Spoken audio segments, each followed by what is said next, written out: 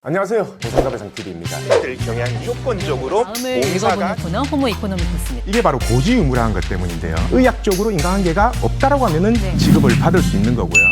안녕하세요. 매일 새로운 정보를 드리는 채널 보상가배상TV입니다. 자, 오늘 알아볼 거는요. 우리가 만약에 교통사고가 났어요. 근데 수술을 안 했다라고 했을 경우 과연 수술을 안 하게 되면은 장애가 발생 안 하냐? 자, 일반적으로는 그래요. 보험사는요. 수술했냐, 수술을 안 했냐에 따라서 장애가 산정된다, 안 산정된다. 내부적으로는 이렇게 계산하고 있습니다. 자, 근데 우리가 수술을 안 했는데 무작정 장애를 인정 안 한다. 근데 통증은 계속 존재하고 그리고 뭐 움직임도 제한이 있다. 뭐 무릎에 동요가 발생한다. 근데 장애는 못 받는다. 그러면은 분명히 억울한 상황이 발생할 겁니다. 자, 이렇게 물어보시는 분들도 있어요. 간혹 가다가 그러면 돈을 많이 못 받으면은 수술을 해야 되는 거 아니냐. 자, 그러면 저는 항상 그렇게 말해요. 아니, 보상금 많이 받지 하고 이 합의금 많이 받지 하고 그냥 수술 안 해도 되는 걸 하시겠어요? 그냥 차라리 수술 안 하고요. 보존적 치료를 할 수 있으면 보존 치료를 하셔라.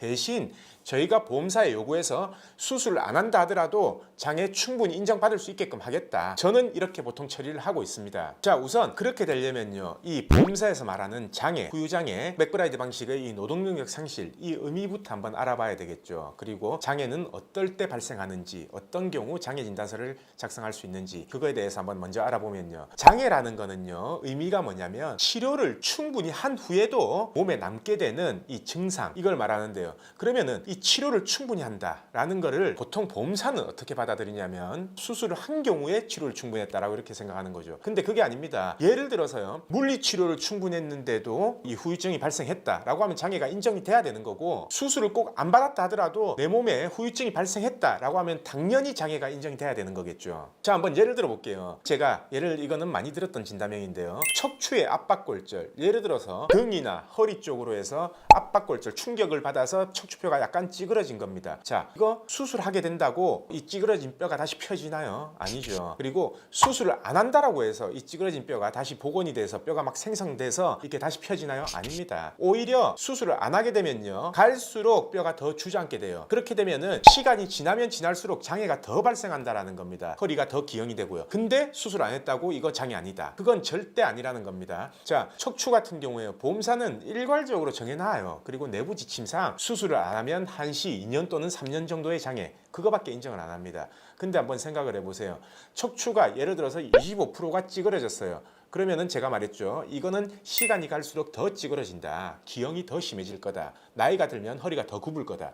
그러면은 당연히 영구장애를 주장해야 되는 거 아니겠습니까? 근데 일반적으로 보면요. 압박골절 수술 안 했다라고 하면 한시장애로 그냥 합의로 끝내버리는 경우가 있어요. 그래서 이 압박골절이 되신 분 같은 경우에는요. 합의를 하기 전에 뭘 검토를 해야 되냐면 결국 이 압박률이 얼마나 되는지, 뼈가 얼마나 찌그러졌는지 이 부분을 엑스레이나 CT, MRI상 꼭 확인을 하시고요. 정확하게 측정을 해보셔야 됩니다. 현재 각도가 얼마나 휘어서 얼마나 기형이 발생했는지 그리고 뼈의 찌그러진 정도는 과연 얼마인지 이걸 자로, 각도기로 꼭 측정을 하셔가지고 아, 내가 이게 영구장애 되겠다 안 되겠다 그 부분을 꼭 판단을 하셔야 된다는 얘기죠. 그래서 제가 항상 누누이 말하지만 이 전문가한테 CD나 이런 영상자료 이것들을 보내서 꼭 확인을 한 후에 예상되는 장애가 영구장애냐 아니면 한시장애냐, 영구장애면 과연 노동능력 상실률 몇 프로의 영구장애냐, 한시장애면 몇 프로의 한시장애냐, 그리고 그걸 금액적으로 꼭 계산을 해서 확인을 하신 후에 합의에 하든지 아니면은 소송을 하든지 그걸 결정을 하셔야 된다는 거죠. 그래서 저희 같은 경우에도요. 압박골절 되신 분들이 상담을 오면요. 저희가 바로 이렇게 금액을 산정하지는 않습니다. 왜 그러냐면 압박률이 몇 프로인지는 이 환자 본인들은 몰라요. 아무리 의사가 자, 이 엑스레이 사진 보면서 자, 여기 찌그러진 거 확인되시죠? 라고 한들 우리 환자분들은 이게 과연 20%다, 30%다, 그리고 기형이 몇 도가 됐다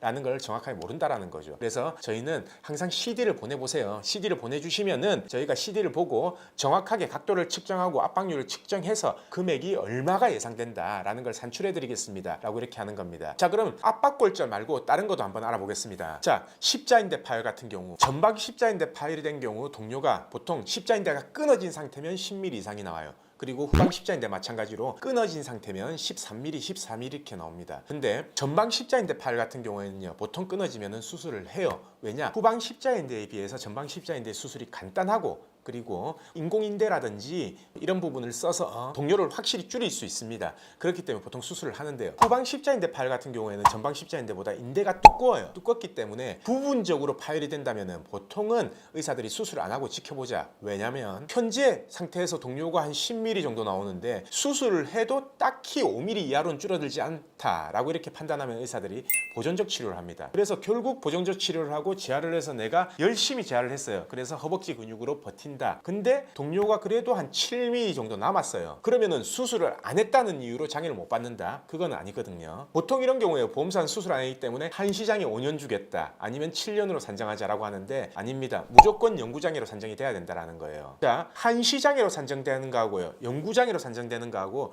일단 위자료부터가 몇 천만 원 차이가 납니다. 소송 기준으로요. 그리고 일실수입 계산하면요 2배, 3배 이상이 차이 나요. 그렇기 때문에 한시적으로 계산되는 장애 그리고 영구장애냐, 이 부분에 대해서는 확실하게 검토를 하고 나서 그 금액의 차이가 얼마인지를 확실하게 산출을 하고 나서 합의를 하셔야 됩니다. 분명히 제 말 명심하시고요. 물론 산출을 한다라는 거는요, 장애가 예상되는 경우에 산출이 가능하고요, 장애가 예상되지 않는 그냥 향후 치료비로만 맞출 수 있는 경우에는 저희가 산정을 할 수가 없어요. 왜냐? 그거는 보험사 담당자 센터마다 다 향후 치료비를 권한해서 얼마를 할 수 있냐를 선택을 해놨기 때문에 그거에 대해서 향후 치료비가 얼마 나오겠다, 그 추정은 안 됩니다. 자, 그럼 오늘 방송은 여기까지 하고요. 내일도 새로운 주제를 가지고 오겠습니다. 오늘 방송 끝까지 봐주신 구독자분들 감사드립니다.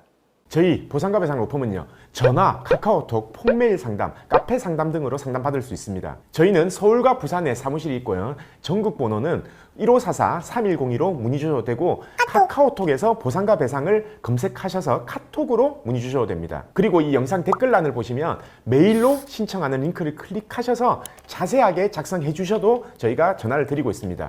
단 이게 후유장애가 남지 않는 2-3주 진단 같은 경우에는요, 유선 상담을 하지 않고 있는 점 양해 부탁드리겠습니다.